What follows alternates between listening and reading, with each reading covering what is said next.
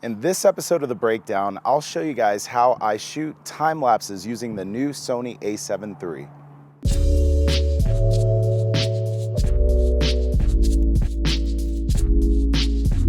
Welcome back to The Breakdown. My name is Miguel Quiles. I am here in beautiful Red Rock Canyon, and I decided that I wanted to take some time lapses. It's been a few years. My first episode, which you can watch in the description below, I actually was in Las Vegas and I shot some time lapses on the strip using the A7R II, using the PlayMemories app, which unfortunately is not available in this latest generation of Sony cameras. So what I want to do is I want to show you how you can shoot time lapses using the brand new Sony A7 III without that PlayMemories app. We're actually going to use an intervalometer, which is what's used with most DSLRs to shoot time lapses. So let's go ahead and let's take a look how we're going to set this up. Let's talk about our setup here really briefly. So the superstar of this entire time lapse is going to be this tripod. I've got a Benro Go Travel 2 tripod. It's made of carbon fiber, very lightweight. Love to use this tripod because it's super easy to travel with it, lightweight, could stuff it into a camera bag, a roller bag, and won't put me over my weight limits when I'm traveling. So that's what I'm using to kind of keep this whole thing secure. I've got the new Sony A7 III that I'm going to be using to shoot all of these time lapses that you're going to see here in the sequence in the video. And I'm using the 12-24 f4 G series lens from Sony. I wanted to get a really wide shot. Last time I came to Las Vegas and shot that time-lapse tutorial, didn't have a lens this wide. So I was kind of interested to see what it would look like to do some really ultra wide different shots with this lens. And then I'm using this Velo. It's a Shutter Boss 2 intervalometer, and it's pretty handy. It hooks up through USB 2.0.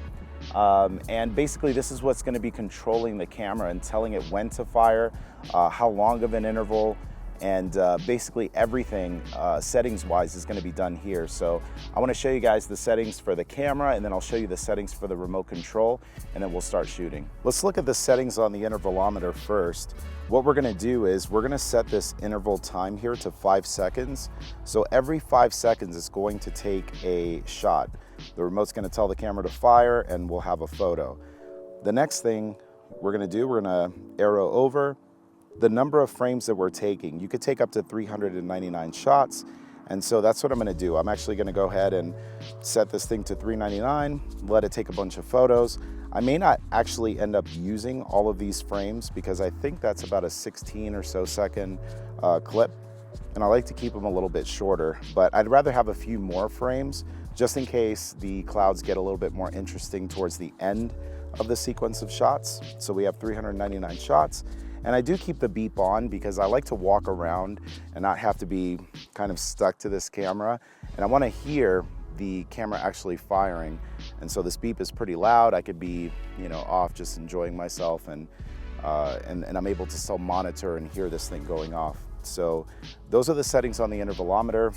On the actual camera, my settings are going to be, we're shooting this at an aperture of f8, shutter speed of 1/320th of a second, and ISO 100. Now for your particular shooting scenario, the settings could be totally different.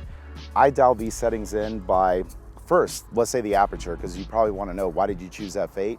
I really wanted to get a lot more of this scene in focus, so I want to shoot at a higher f-stop so that I can get some of the foreground and of course the background in focus.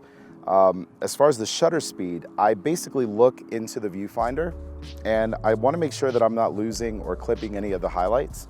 So at 3/20th of a second, I'm able to do that, and I'm just evaluating that through the electronic viewfinder. ISO of 100 is because I want to keep the best possible quality for these images. If I shoot some at night, I would likely end up either dragging the shutter like I did in the first time-lapse tutorial, or I would raise my ISO, which I prefer not to do because I want to keep these images as clean and just crisp as possible. So those are the settings. We're going to go ahead and take some shots here, and then we're going to drive around Red Rock Canyon, and we're just going to shoot wherever we could find some cool locations with this wide angle lens, and we'll put it together in a sequence, and I'll just show it to you right now.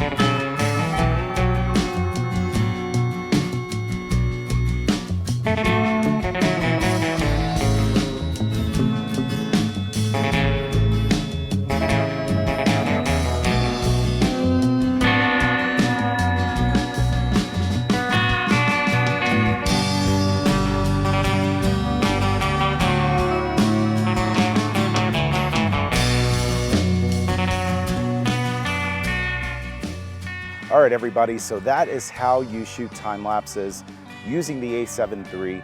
This process would be the same if you're using something like the A7R III as well, since it doesn't have the PlayMemories app. The remote control is fairly inexpensive and it's pretty easy to find. We'll put the links for everything in the comment section below, or in the description below rather. But in the comments section, what I want to know is, what questions do you guys have about shooting time lapses, about the camera, the lens choice, settings choices, I don't know. Whatever questions it is you have, leave them in the comment section below, and I'll make sure that I scour the comments to find out and see what you need to know. While you're here, make sure you subscribe to Adorama TV. They have a lot of great content, and also to the Adorama Learning Center. They're always posting up new articles there, and you definitely want to check those out. Thank you so much for watching the breakdown. I will see you in the next episode.